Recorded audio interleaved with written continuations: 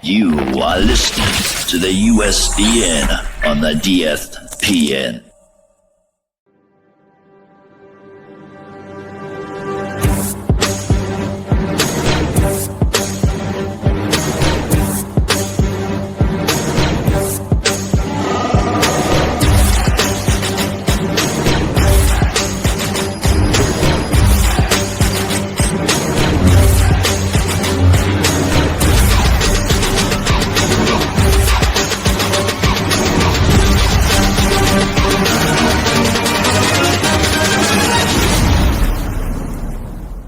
It's a trap!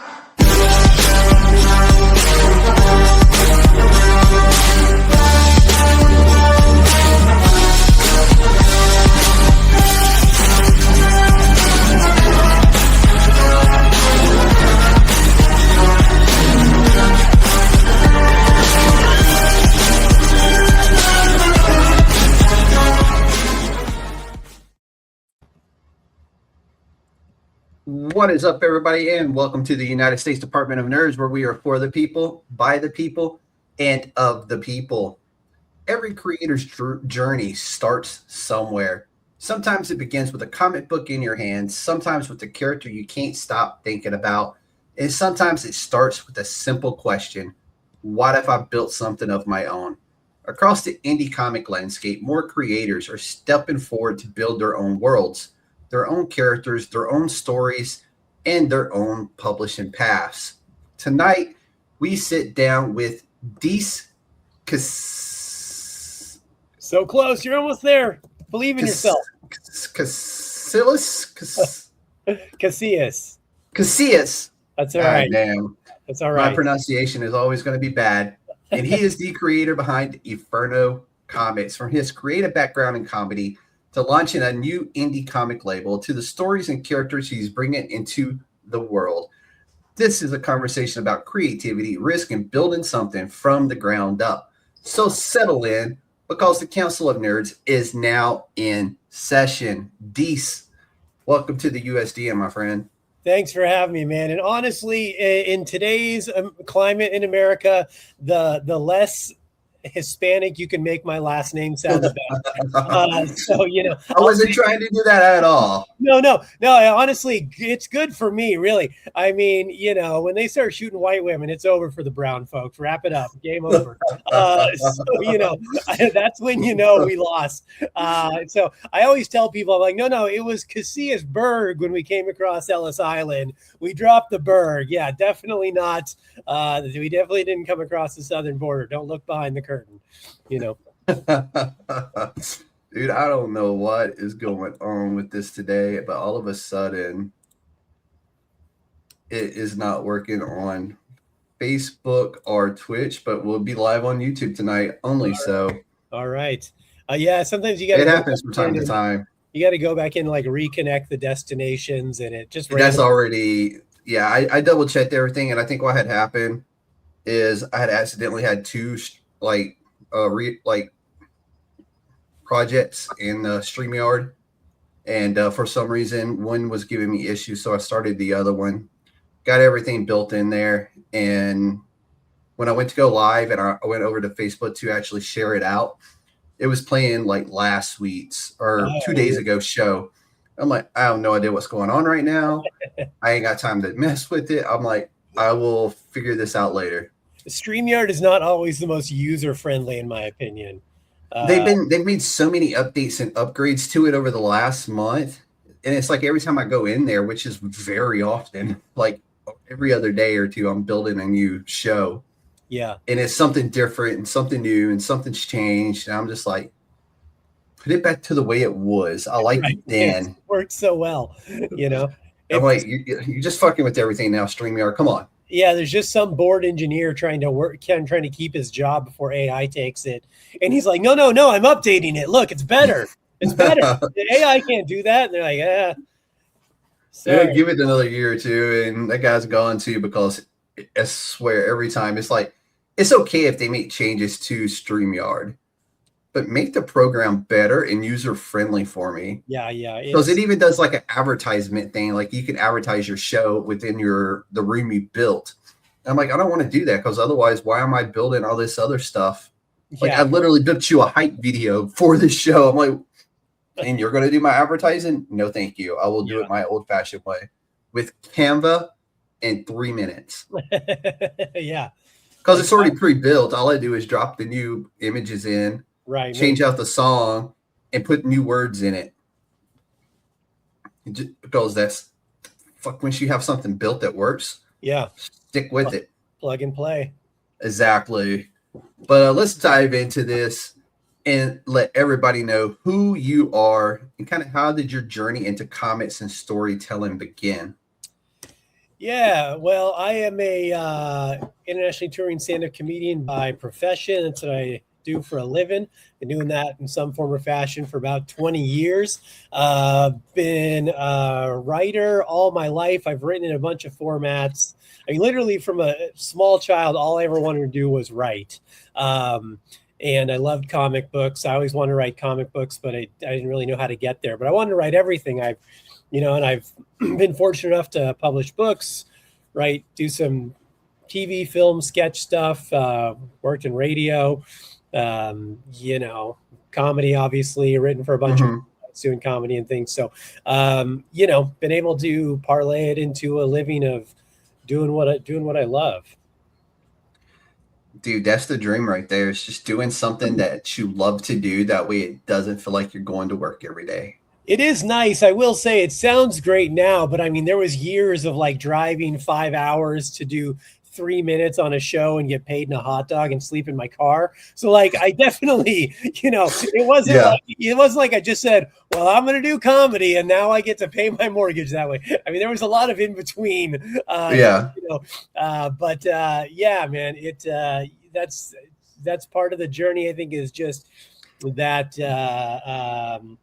delayed gratification thing, which I think too many people are missing these days, but the ability to kind of have long-term vision of how you want your life to look and slowly chipping away at it day by day. 100% on that one. Everybody wants the instant gratification of the now. Yeah. And I've literally been building what we're doing right now for over a year in this format that we're currently in. And it gets better each time I do this. Well, also today, StreamYard just said, fuck it.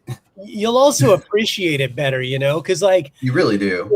If you work a shitty job for like a year to save up to buy like a 2010 Camry with cloth interior and 120 miles, you're going to fucking love that thing, right?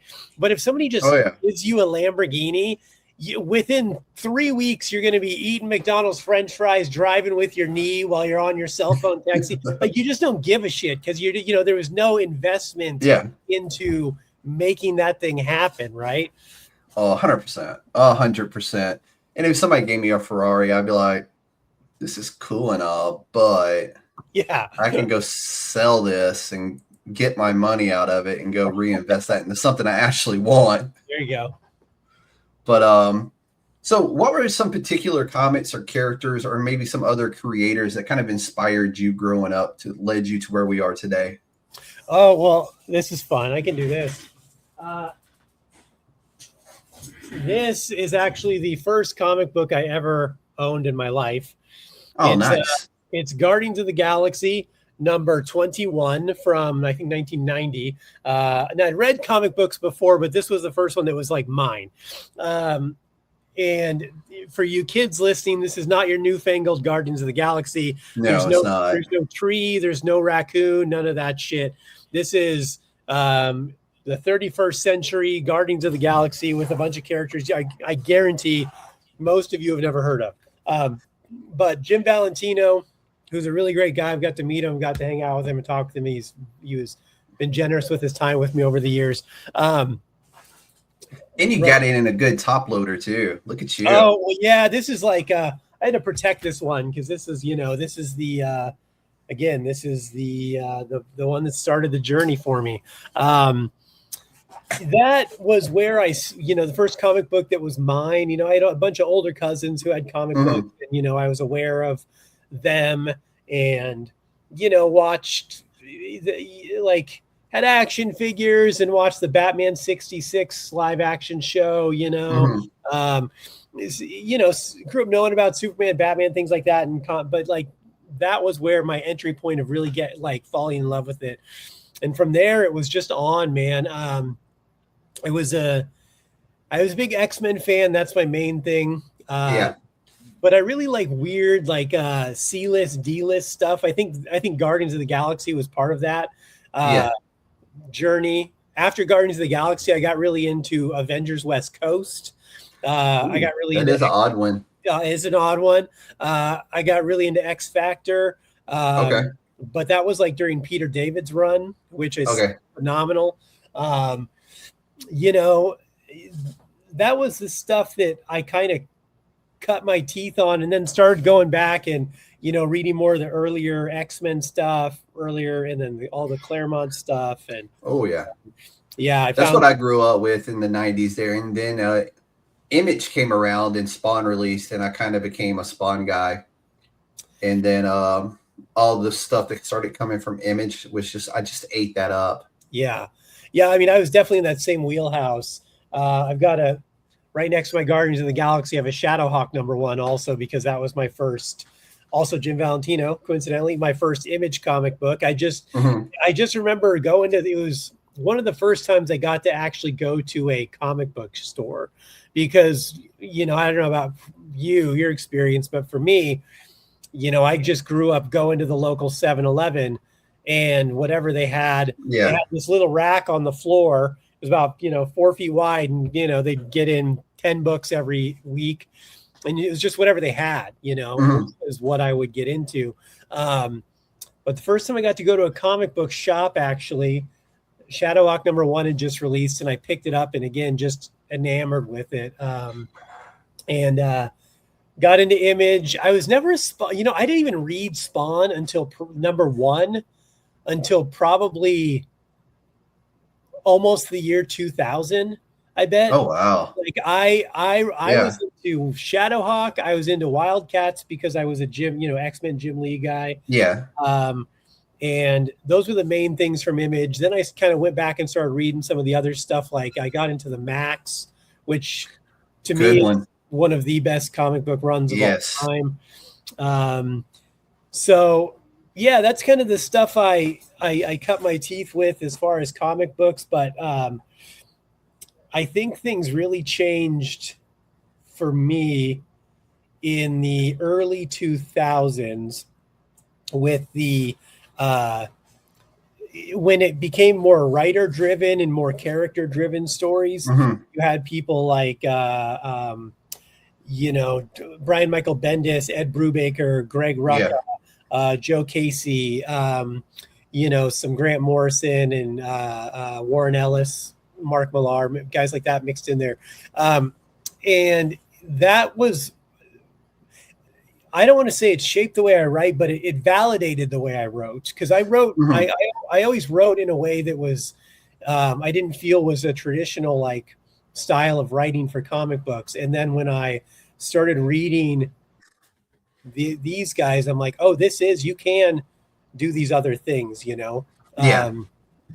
and that, along with how much film is influential in my creative journey, kind of shaped the way I create and write and build my stories. So was there I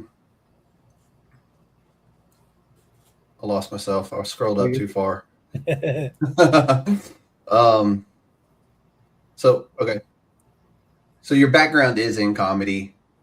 And how did that world kind of influence the way you think about storytelling? Because Kill Stan, which is freaking phenomenal, by the way. Thank you. It like this guy just has a walk-in death wish, but he also has like comedic timing with it, Yeah.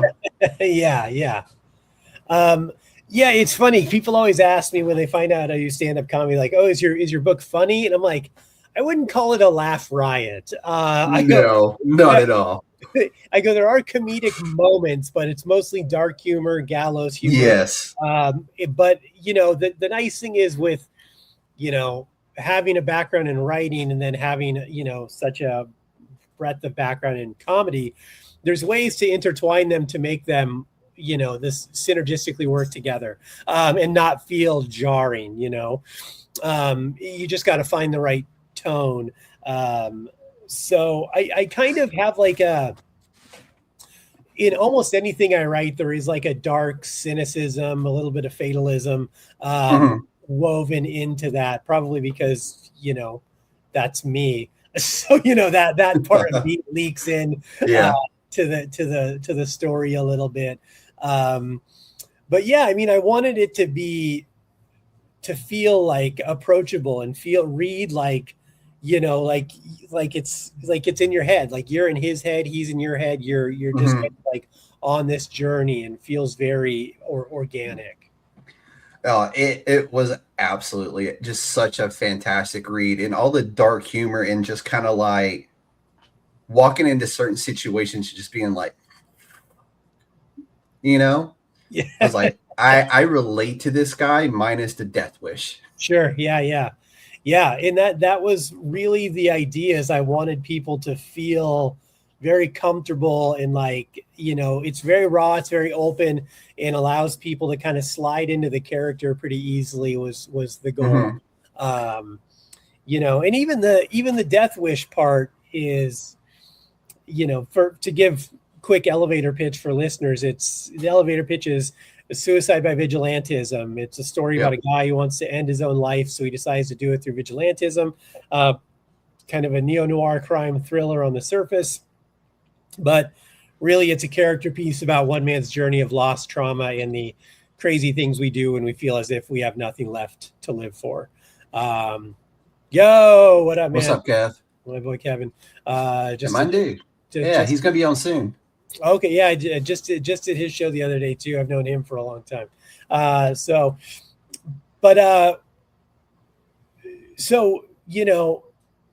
that kind of idea of wanting to end your own life, I mean, I feel like everyone has that thought in some capacity and in some level. Some people it's a 10, some people it's a 1, but there is that like, is this worth it moment people have, at some point. Yeah.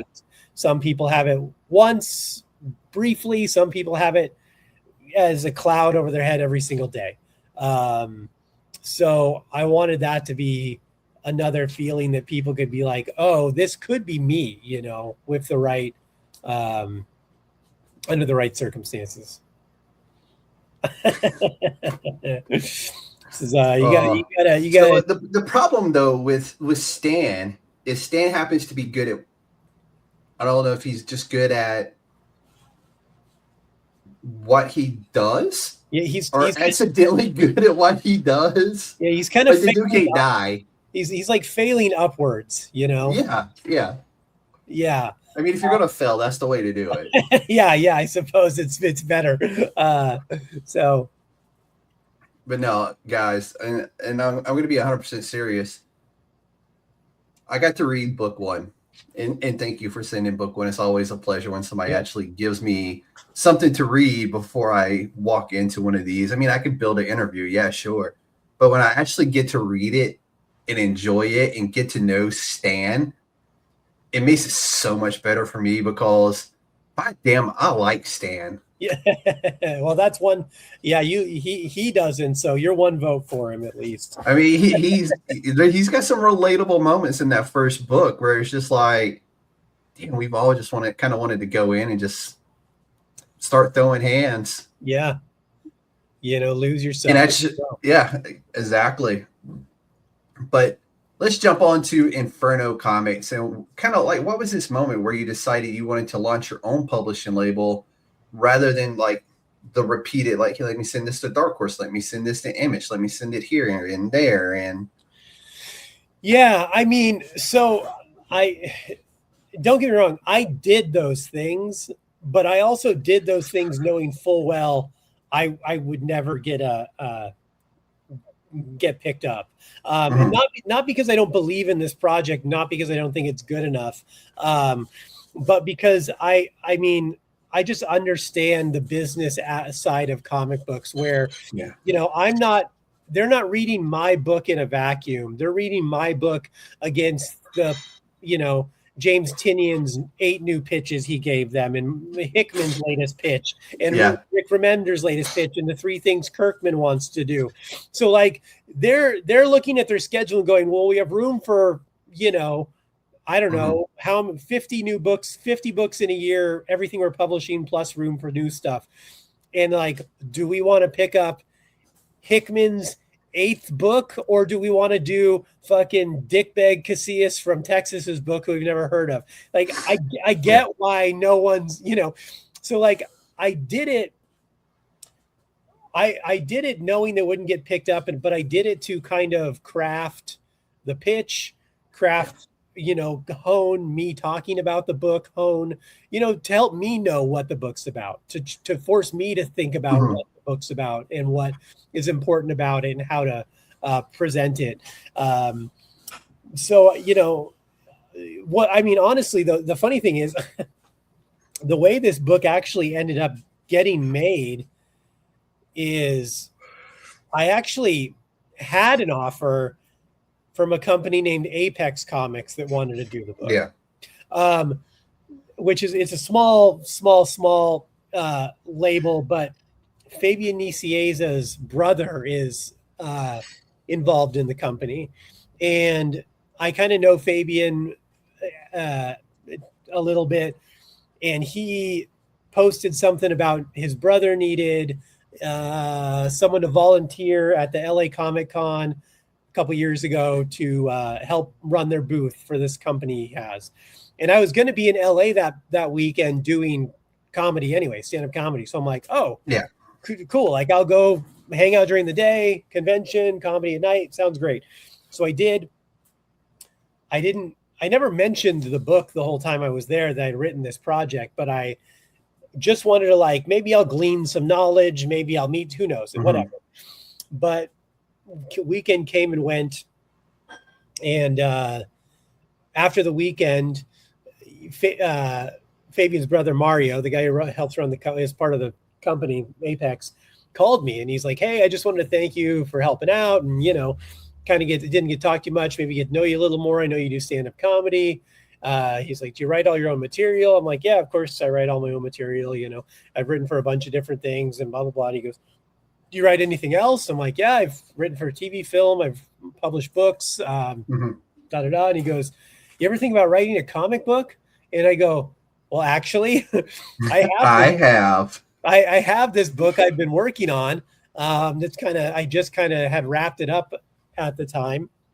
And he goes, well, send over the script to number 1 and I'll take a look at it and give you some notes. And I'm like, that's fine. Sure. And he's like, I'll email you back in a couple of days. And he emails back a couple of days later and he's like, hey, I'm going to send this up to our editor-in-chief and have him take a look at it too. And I'm like, great, someone else to give me notes. Great. And then he emails me back and he goes, hey, do you have time to get on a call? And I go, sure. So he scheduled this call and the editor-in-chief was like, hey, we want to do this book. And I was like, oh, shit. Okay. So we kind of started that started the ball rolling of me feeling like, oh, this book is actually really doable. And then for reasons, no animosity, I just kind of felt like it wasn't gonna work the way the book wasn't going to be exactly what I wanted it to be in the end, going through them. Like they had a house artist they wanted me to use who was like a really great artist. I won't name him, but it's a guy who's like an industry artist. He's worked on Thor, Superman, Captain America. Yeah. Like you guys can do the math if you want, but I'm like, this isn't the look I want on the book. And they were really firm on changing the name, and they wanted to do a 4-issue. They wanted me to condense it to like a 4-issue thing instead of 10 issues. And then if it goes well, write a follow-up. And I'm like, I don't know, man, it just isn't going the way I want. So I just kind of I'm like, you know what? I'm going to back up for a minute. And then I started looking at the logistics of it. And I'm like, I think I can do this myself, you know? And then I did,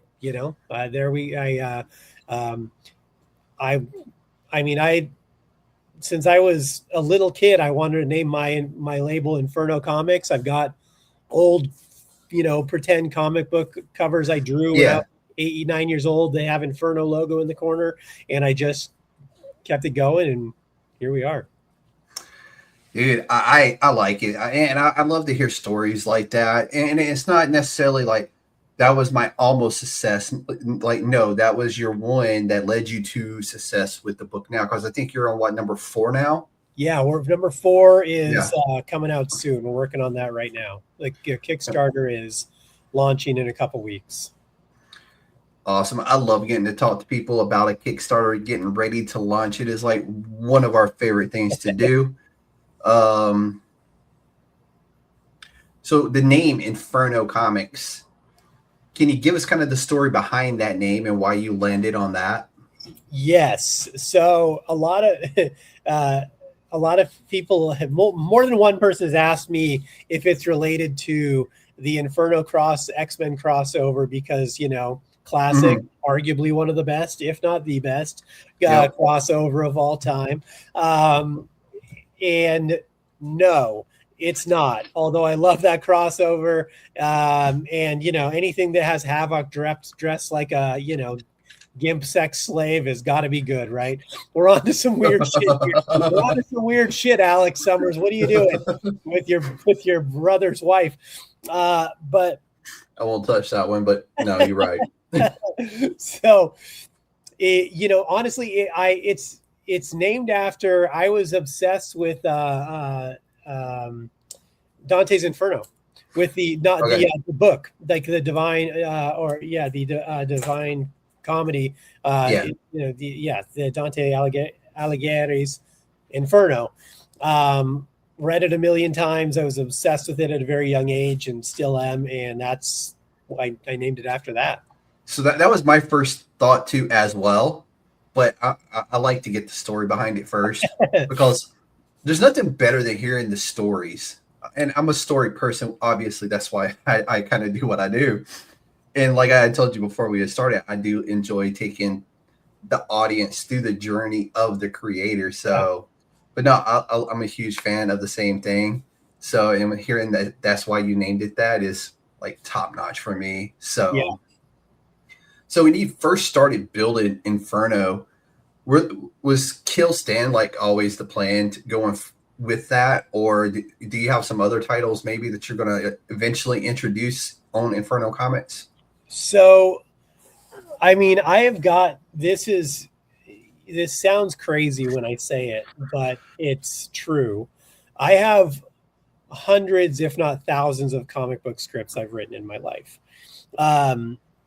Some are many are original ideas. I've got, my Batman story. I've got my X-Men story. I've got my Ninja Turtles story I want to do, I like a 20 issue arc here. 10. I've got those things, but I've had a million original ideas that I've wanted to do, scripted out, fleshed out.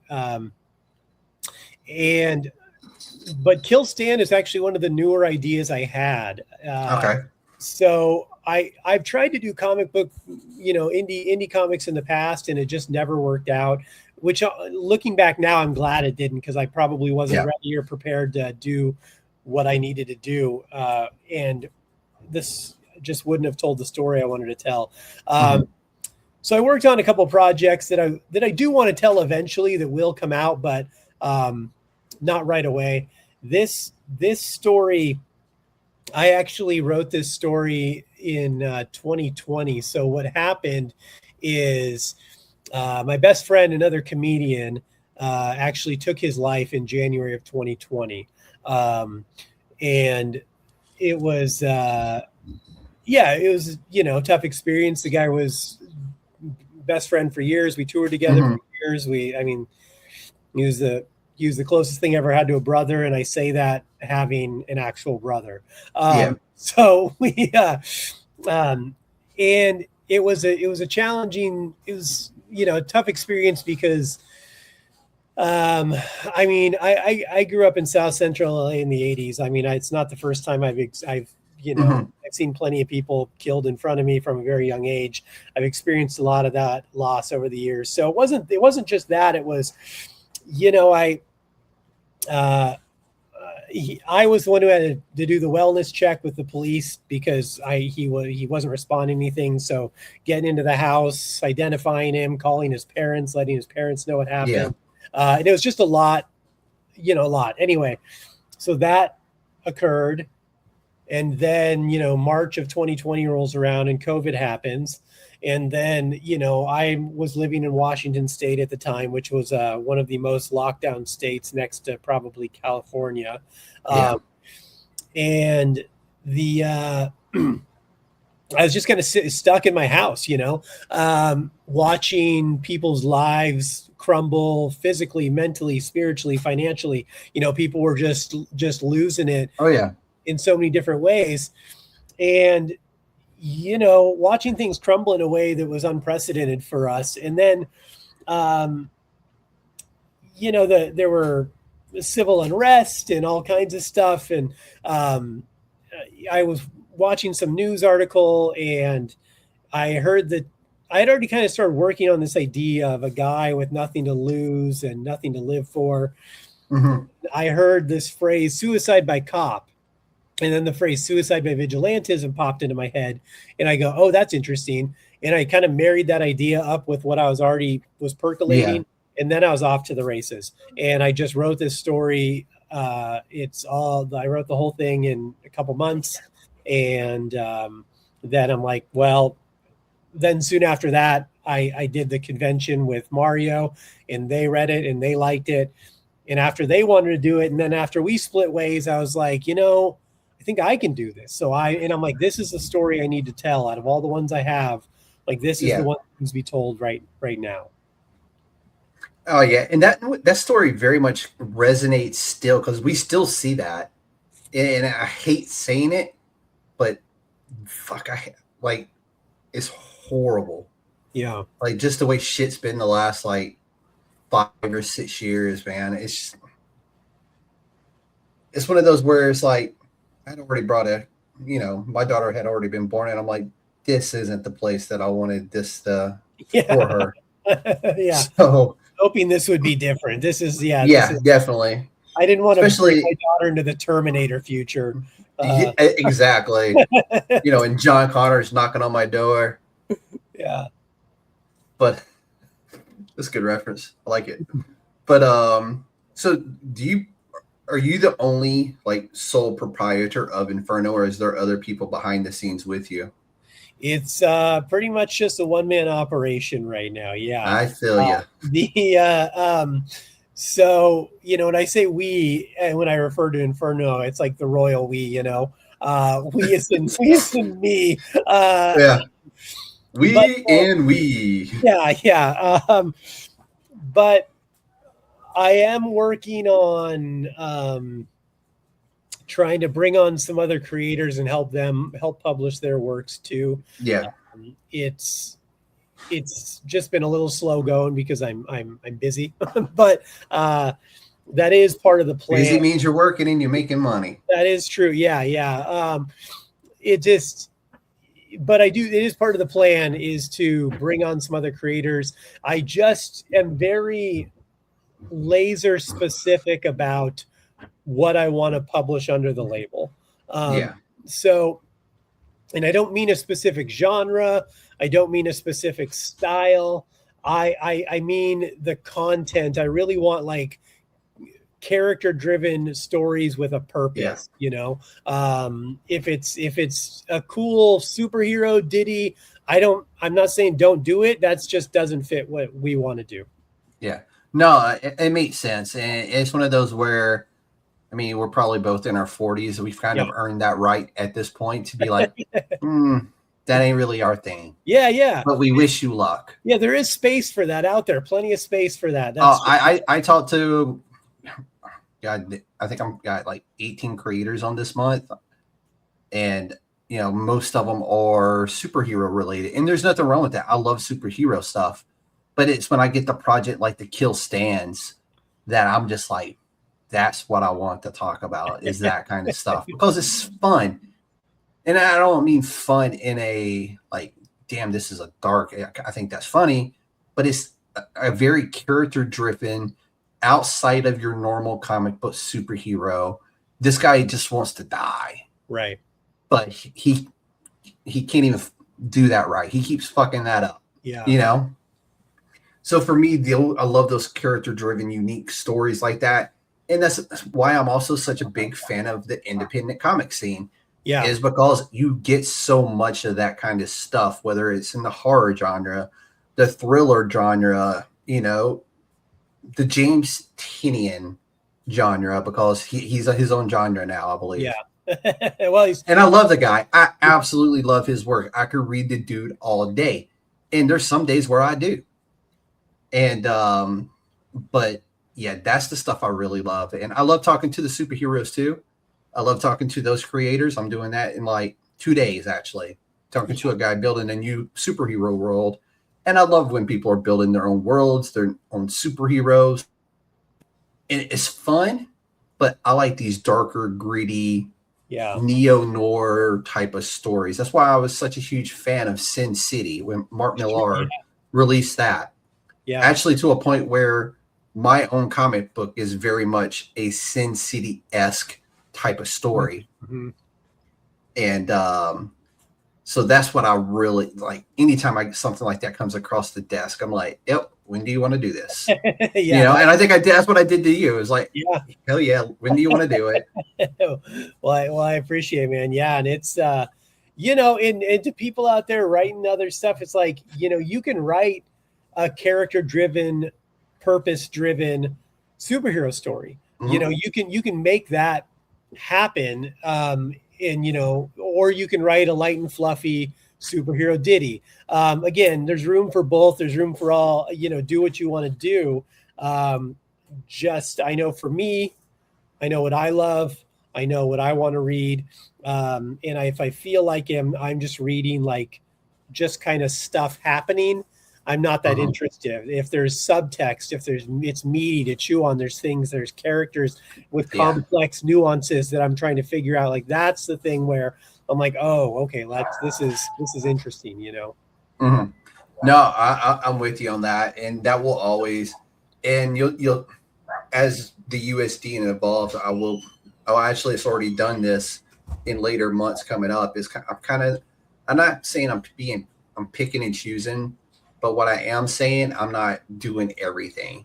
Yeah. I've set myself a schedule. It's going to be one interview every 3 to 4 days, because what I'm doing currently isn't sustainable from my well-being. And when I say my well-being is, I actually want to watch some of the new TV shows that are out. And if I'm always writing and I'm always working and I'm always editing, I really want to watch the new One Piece. Yeah. You know, season 2 just dropped. I really want to watch it. Yeah. However, I can't watch it because until probably, you know, a couple of months from now, when I actually do get the chance to slow down, I will be able to watch it in probably June. Yeah. And it's a conscientious thing that I had to do is like, I'm going one interview every 3 to 4 days because it gives me a lot of time in between things to watch TV, relax, maybe go to the beach and go for a drive. Yeah, you gotta live a little, you know. That's how you get the creative juices to flow, is actually living, you know. I would like to take the doors off my Bronco for once. There you go. I've had it for a year and I haven't even had the chance. Yeah. So independent comics currently are growing rapidly. Like, I mean, you look at my schedule and I think I have like 18 or 19 creators on this month alone. But from your perspective, what's making this such an exciting time for creator-owned comics?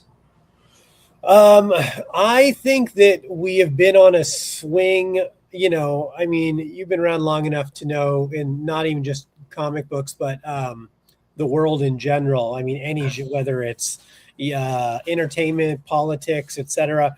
Things swing really hard one way and then they swing back the other way even harder, this pendulum, you know. Mm-hmm. And we've been in a world of garbage media and entertainment for so long, yeah, where it's just, you know, it's like this 30-second clickbait reels, no actual depth, no content. I mean, even like Netflix literally put out a memo that the Netflix movies that they're making, they tell the creators, you have to explain the plot at least 4 times in the movie because people are dumb and they're on their phones while they're watching. So, it's like, I mean, that's real. That sounds like a joke. That's real. Like that. No, that's spot on. So, it's just been, I think people are tired of that. And whether they realize it or not, people are starved for real art. Real content, something that matters. Everything is all this like AI digital 30-second dopamine hits, it's just not tangible, it's not sustainable, and people are starting to crave real art again, and I think that's what's helping the indie scene a lot. I mean, not even just the super indie scene, but like you see as a whole, 100% as a whole. Yeah. Well, I mean, even like Image and Vault and Mad Cave, like these books are starting to get really crank up right now, because people are just going away from this like machine cranked, just formulaic Marvel bullshit.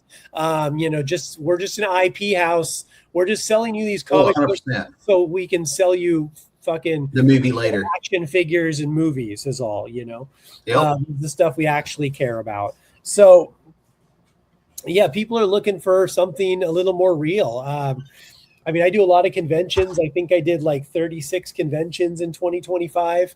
Oh wow, dude, that's like it was a lot. It was too much. It was was stupid, but I did it. What surprised me a lot is how many younger people I was getting to my booth. How many people who I would assume most your average comic book reader probably does look like us, kind of late 30s, early 40s, straight male is kind of your probably, I don't know, I would say 60+% of the market, if not 70%, easily. So, but I was getting kids who were like, in their early teens, 13, 14, and, coming up and buying the book. And then I would, I was doing this one convention in, it's a small convention in Del Rio, Texas, but they're very nice people. They brought me in as a featured guest and put me. They're very, very kind. And I'm doing. Those are some of my favorite ones, though. Oh, because you have time to connect with people, and the people are there really like trying to connect with you. But this guy, who's probably my age, maybe younger, came up with his young daughter who was probably, I don't know, 12, and. He's like, what's your book? He's like, oh, she was looking at your book and, she liked how it looked. I'm like, oh, cool. And he goes, what's it about? I go, well, I kind of look at him like, it's kind of a little adult. It's got some themes of self-harm and some violence and language and stuff. And he's like, that's okay. And she looks through it and she's like, can I get one? He goes, yeah. And he buys her one. And he bought her issue number 1. And then he came back. They came back the next day to the convention. They go, we came back just to get number 2. She loved number 1 so much. And that's I was really like, cool. And I was but like, the kids these days are exposed to that so soon. Right. You go, yeah. I mean, that is so true. It just is like, it's this 12-year-old girl, and I'm like, oh, this this girl already gets it. Like she's already on board with like wanting to get this real art in her hands, and I'm like. This is great. She's a kid we don't have to worry about. She's on the right path. No, that's the way I see it every single time. And I love seeing, like, I've interviewed, and I say kids, and I'm using the term loosely. I'm thinking like, if I'm old enough to be your father, you're a kid to me. So like the guy who was just on with the manga studio in the Philippines, he's 22 years old, right? Mm-hmm. Literally old enough to be his father. But he's doing his own thing outside of the big system. Yeah. And within the manga community, it's like unless you're coming out of Japan, nobody's really going to concern themselves with you. So he's got this huge uphill battle. Right. But he's so determined and so driven that, like, dude, good luck, man. I really hope you make it. Yeah. Then a lot of the guys who are like that might interview in a couple of days, I'm not sure how old he is, but he's like probably, again, young enough to be, a child of mine. And but he's building his own universe. He's created his own superhero. And I love that. And I love to see parents nurturing that. Right. Yeah. Well, I mean, especially, at these conventions, a lot of times, not all the time, there are parents who you can tell are just dragged there, but sometimes there's parents who are like also fans and they're with their kids who are becoming fans, which is like such a great, it's like, I mean, it's so heartwarming to see. What I would have given to have one of my parents give a shit about comic books when I was a kid. Same. So it was like, yeah, I just think that we're in this weird moment in history where, I mean, it sounds cliche because we hear it every time we turn on the news, but we're more divided than ever, right? And I mean that on almost every front. They've done a great job of dividing us politically, religiously, sexually, racially. They've masterfully done it. They've damn near accomplished their goal 100%. But like, so I think we're in this weird moment where I think a lot of society is going to start to split, where we're going to have the people who are going to absorb into their fucking Peter Attiel fucking matrix cocoons. And then we're gonna have like the Luddites who like go into the woods and build their own little house and build a little homestead and have a little cow and a couple dogs. And I think that's going to be the next real divide we see in our country. But I think those people who are in the Luddite group are the ones that are going, we need something real.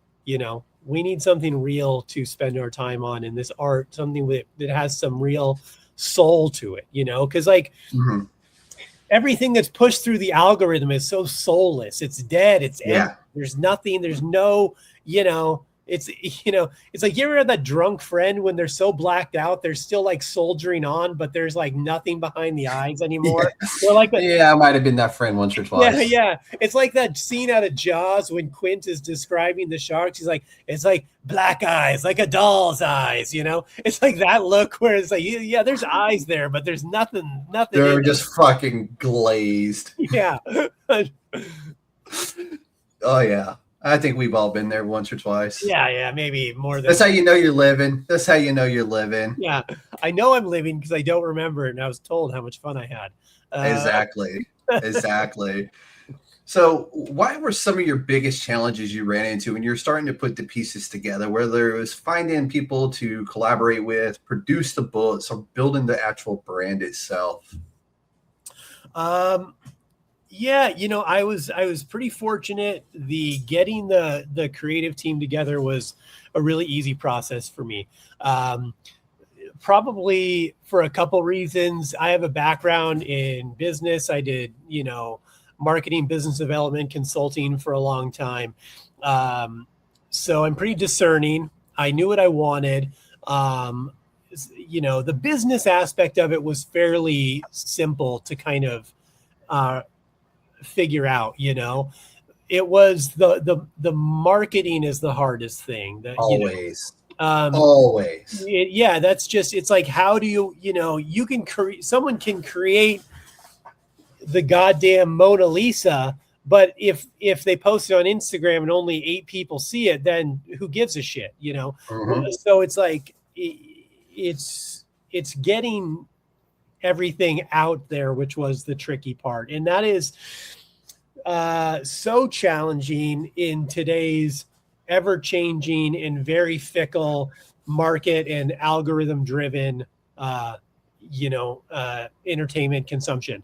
I still say, I mean, I certainly haven't mastered it yet. I can definitely see how it's definitely way better than it was. I found out a couple things, done a couple things that seem to work better, but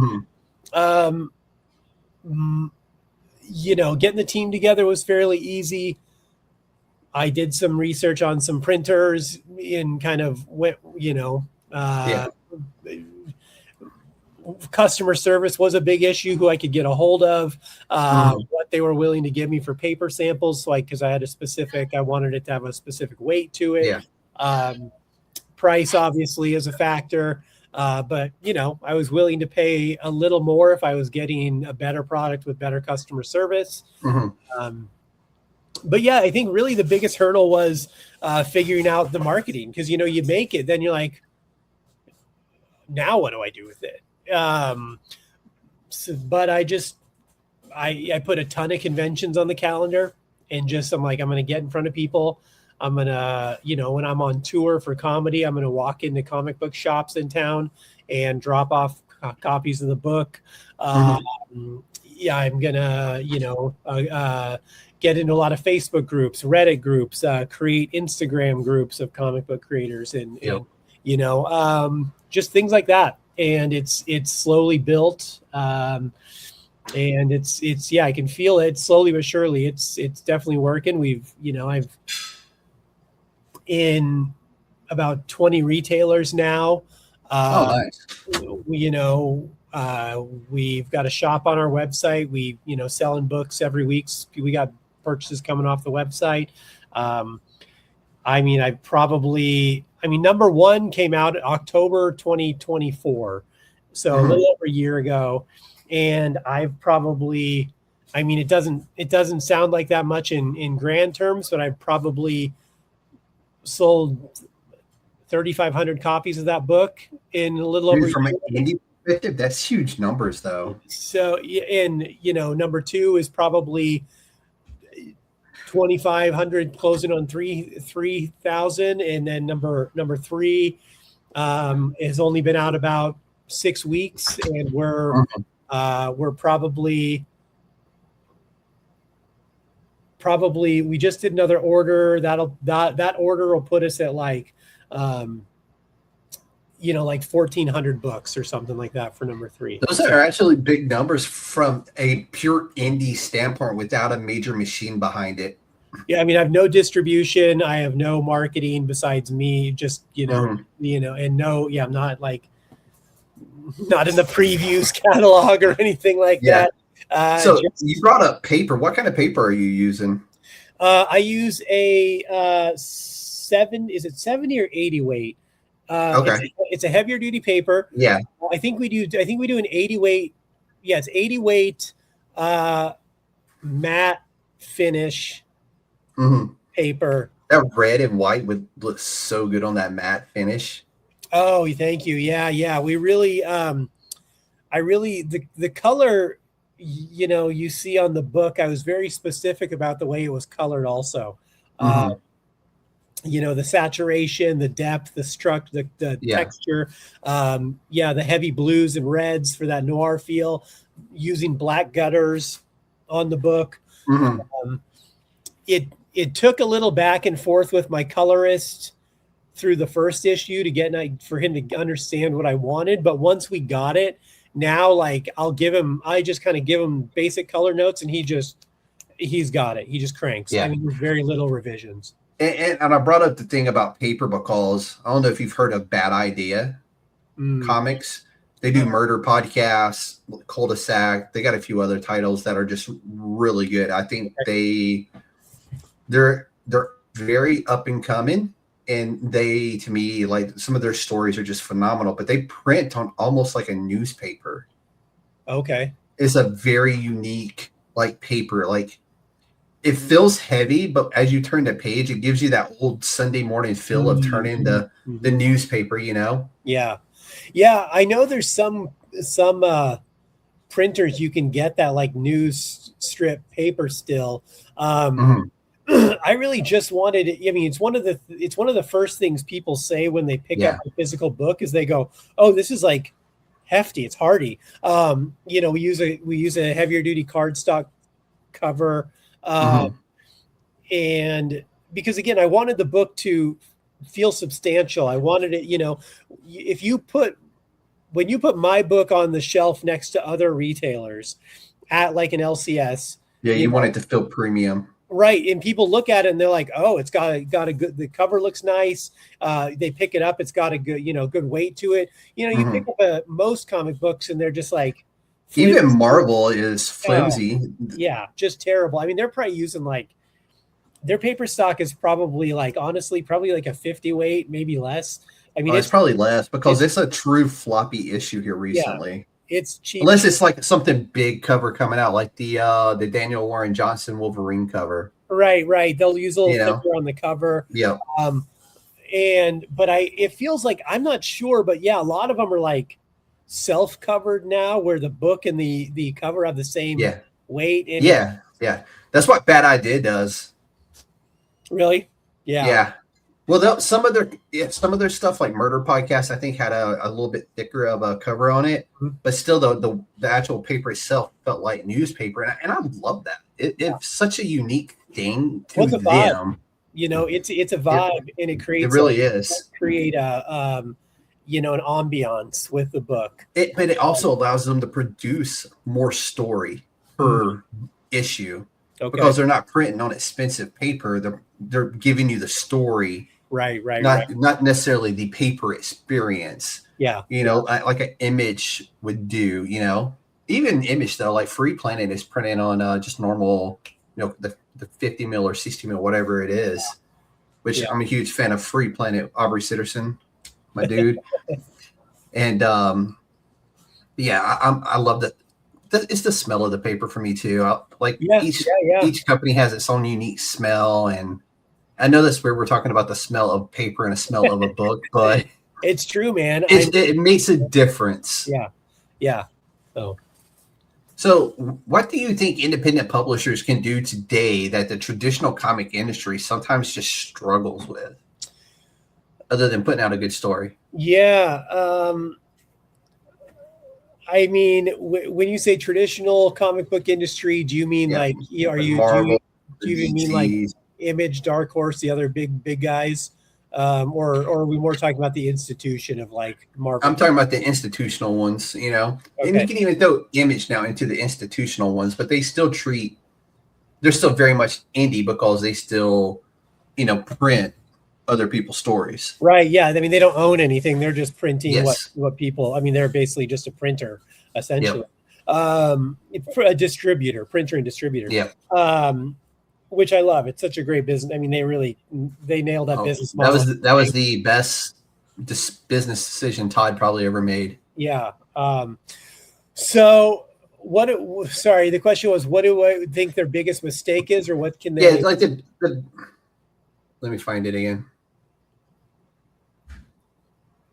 I'm losing myself. That's okay. I just want to make sure I'm answering the question you actually asked me instead of just going on a tangent. What do you think independent publishers can do today that the traditional comic industry sometimes struggles with? Okay. Yeah. I will say this. I think so, beyond just, like you said, beyond just creating a good story, I think a lot of it is like,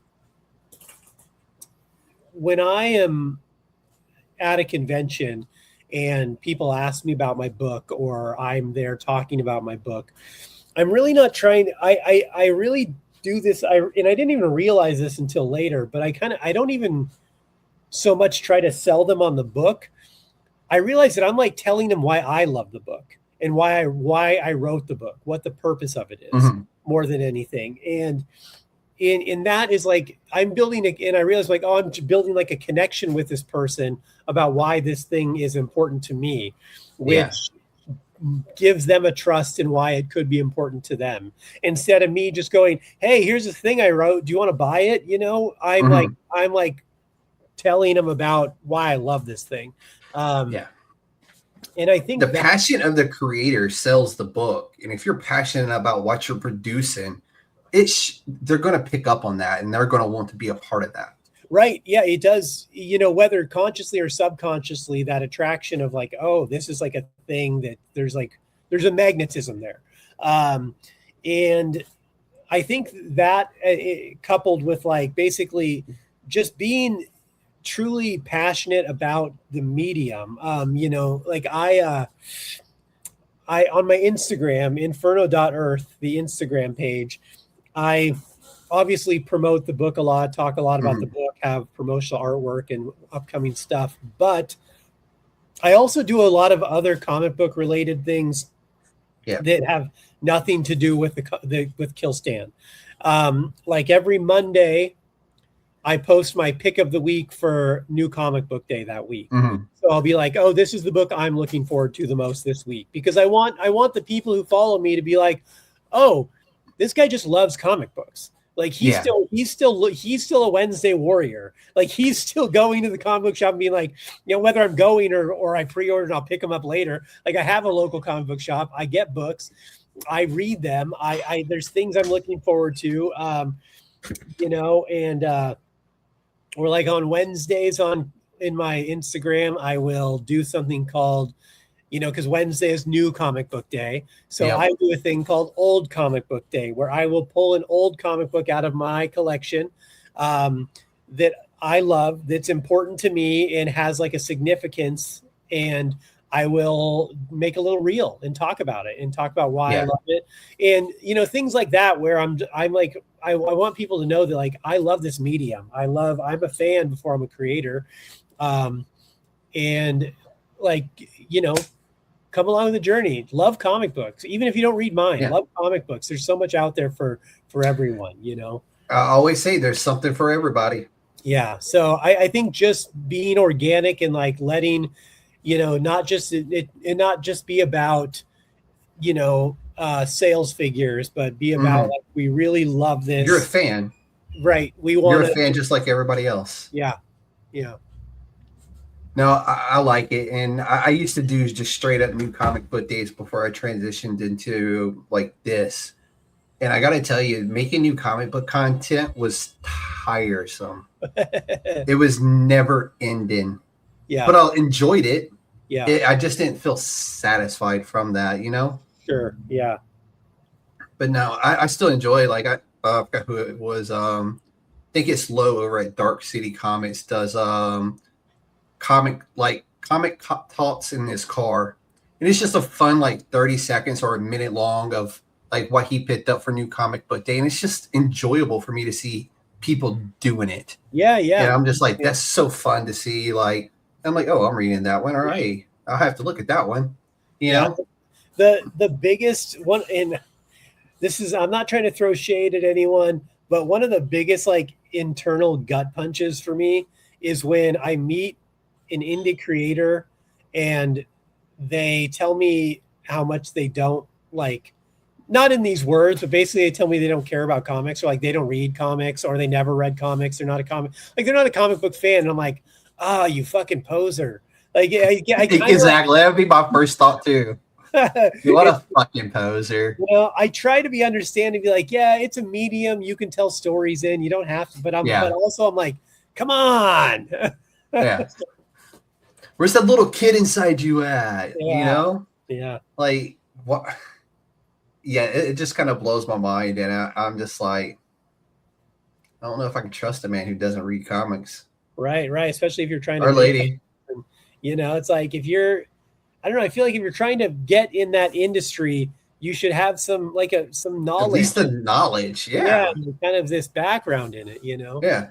If you don't have at least one comic book that you've read multiple times, many times, to a point where it has your fingerprints engraved into the page, and then you love that comic book so much you've gone back to the LCS, refound that same comic book just so you can keep one in minty condition.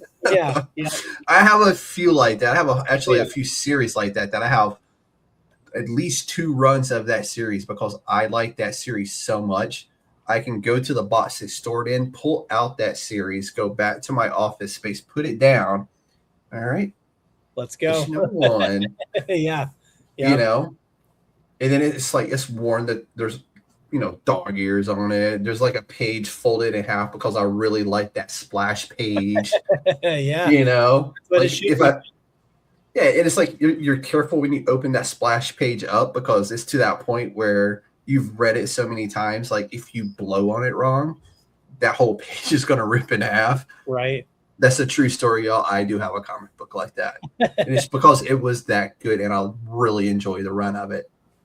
So, so you're working on Kill Stand right now, and future is to hopefully bring in some other guys to help publish them as well. So the future for Inferno is looking really good. What else do you think, or where else do you see you taking Inferno in the future? Well, yeah, I mean, the next thing to come down the pipeline is very likely an anthology book. Okay. I love a good anthology. Talk about bang for your buck. Yeah, I really like, and I don't know how good it's, there's pros and cons to it, but I'm going to do it because I love it, the idea of it. But I want to do like a heavy metal type anthology. And I don't mean necessarily like that. Because I was going to say heavy metal's back on shelves. So you can't exactly. But I mean like where it's like wildly different stories with wildly different art styles, like you have an 8-page of this, you get 10 pages of this, you get 4 pages in like, part of it is because I like that style. Part of it is because I've got a lot of shorter stories I want to tell that I can compartmentalize into anthologies that I don't necessarily feel like I need to do a whole series for, but if I do an anthology, partly I want to do it as a testing ground. I want to pepper in a couple stories and see if one of them more than others really connects and be like, okay, maybe that one is the one I do need to bring into its own. Yeah. And you know what? That's a smart way to do it. I mean, Marvel does it. DC does it. They all have their, hey, here's what's coming up. And they watch social media. They pay people to watch social media to see if it's being talked about. Right. And if it's not being talked about, I mean, it may still get made, but it's probably only going to get like a 4 to 6 issue run. Right. Yeah. So, I mean, that's the main next thing. And I'll probably have some other creators involved in that. Then I have a ton of series that I'm ready to launch. It's just kind of time and money to get them, the roots of all evil, time and money. Yeah. They're like written, but I have to, do the Kickstarter, get the finances, find the artist for it. So, those are sitting there waiting, and then, working on getting some other people out there also. And then hopefully, just kind of keep it growing. I'd like to grow the label, grow the roster, grow the titles. And ultimately I'd love to be able to see Kill Stand being made into like I see it as like an adult animation, kind of like the HBO Spawn series. Yeah. That I can see it as. Dude, that would be so dope. And honestly, that would be one of those where, HBO, hit him up. Because I kind of want to see that one happen myself, because it's such a fun series. Like issue 1, people like to slow roll their issue 1s. You may get to how this person became who they are, right? Now, Kill Stand just gets in that door. He's already wearing the mask, and he's fucking guns blazing, and again, felling upwards in the most outstanding ways. Right. Yeah. We throw you right in the deep end right away. That's the, you got to have that hook. It's so easy to lose people because, like we talked earlier, there's so much content. So, like, if you can hook them right away and grab them, I didn't want to give anyone a chance to slip away, Oh, no. It's one of those where you flip that cover. Well, in my case, I scrolled down. Yeah. And it was like, oh. Yeah. And it just like page. I'm like, dude, I think I probably emailed you like right after I read it, and I was just like, "Hey, let's get you on the books." Yeah, but thank you. If you're going to give advice to any of these new guys coming up into this, what would you tell to them? Well, like I mentioned a second ago, make sure you have lots of time and money. That's the first thing. If you have time and money, you can make it work. The more time and the more money you have, the more likely you can make it work. And the better it's going to be. But I will say this, and I said this on another show the other day, but I would say don't. So the advice I would give, this is kind of a two-pronged piece of advice, but I think they go together. The first thing I'd say is don't write for the algorithm. And what I mean by that is don't write something you think that people are going to love. Don't write something you think that is going to like game the system and like, oh, this genre is really popular. Or I can like, you're not going to game the system, and that algorithm is just going to change before you ever hit it on the shelf. Well, yeah, that too. But also, I mean, my main point with that is it's never going to connect with people because you're not connected to it. So write what you love for a reason, something with purpose that's truly like on your heart. And that sounds cheesy, but however you want to feel it, on your mind, something you believe in. And people are more likely to gravitate to it because it's going to be real. It's going to be how you really feel and something you really believe in and love. Not just a thing you wrote because you thought it would catch on, you know? And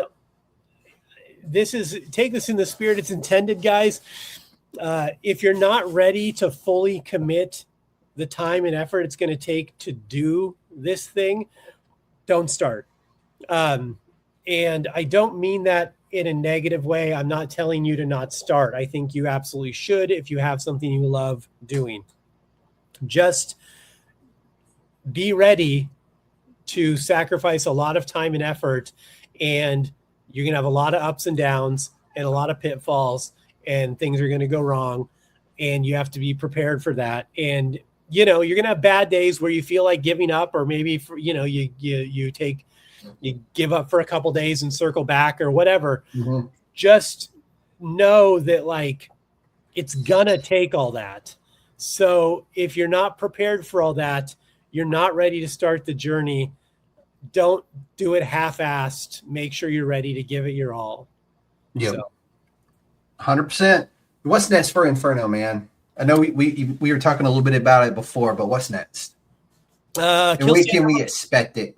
Kill Stand number 4 is next. That's the next thing we got right now.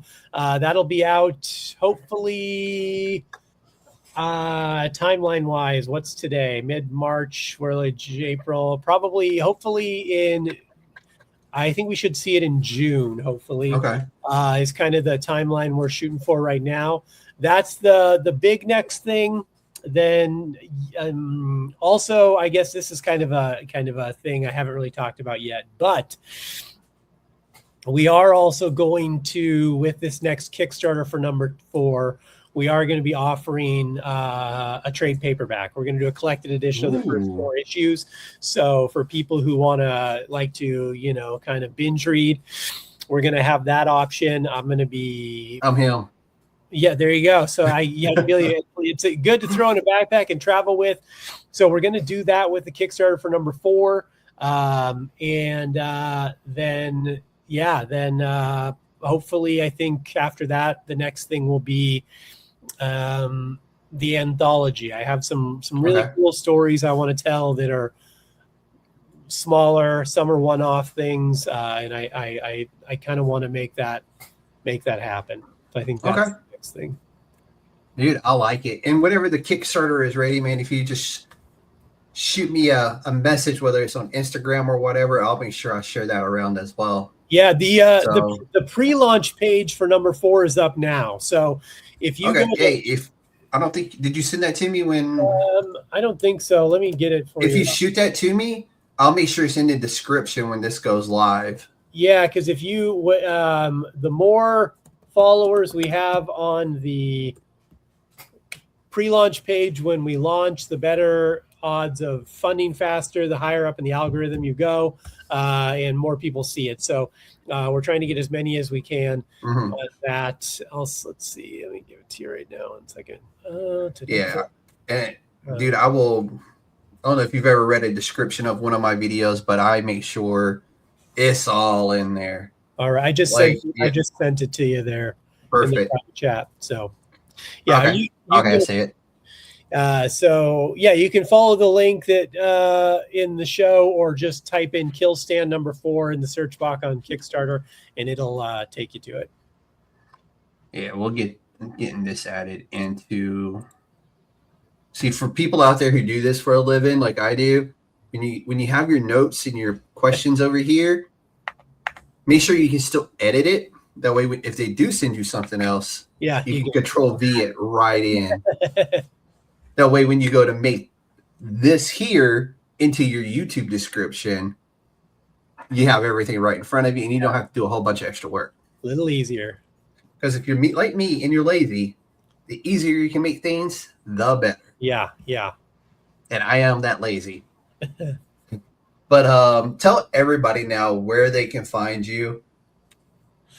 Yeah, so for the comic book, go to inferno.earth on Instagram. That's our Instagram page. That's where I'm most active. We do have a Facebook. I don't use it as often. We get a lot of engagement on Instagram, so I've just tried to focus on that. I post new content pretty much every day. Like I said, some stuff it's not all about Kill Stand. It's all kinds of stuff. I'm probably going to start doing like a fun thing, right, where I do some comic book trivia with my mom.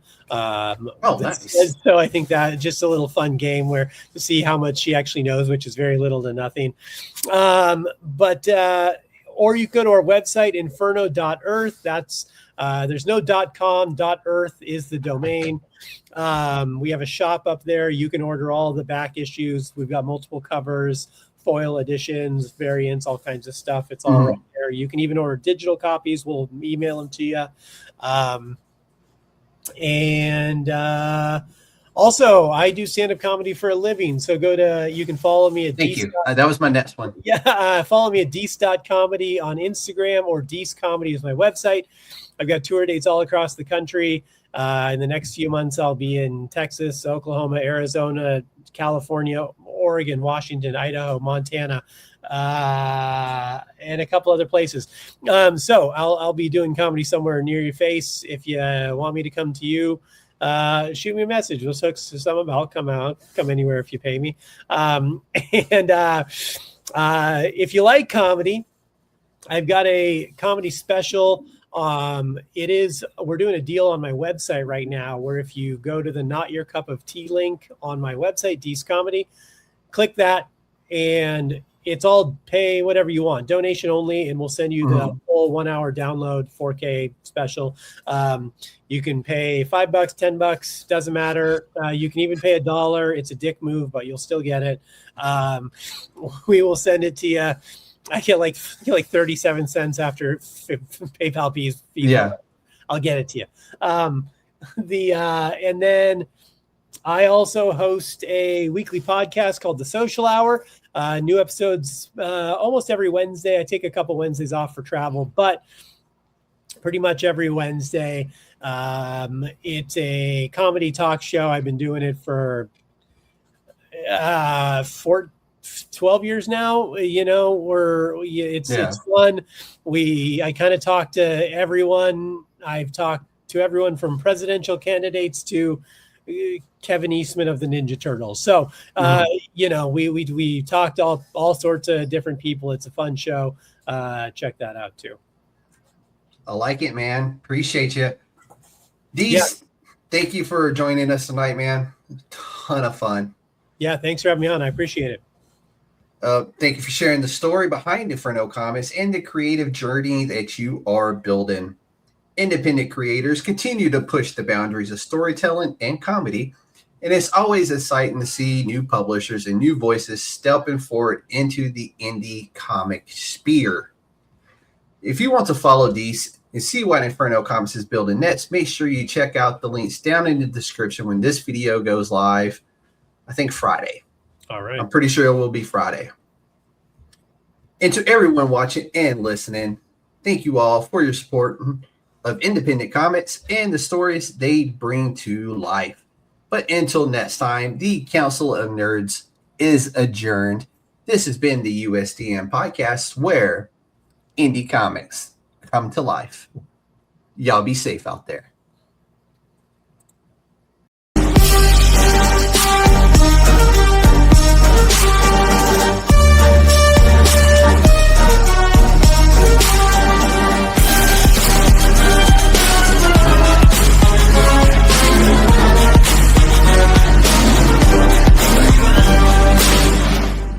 It's a trap!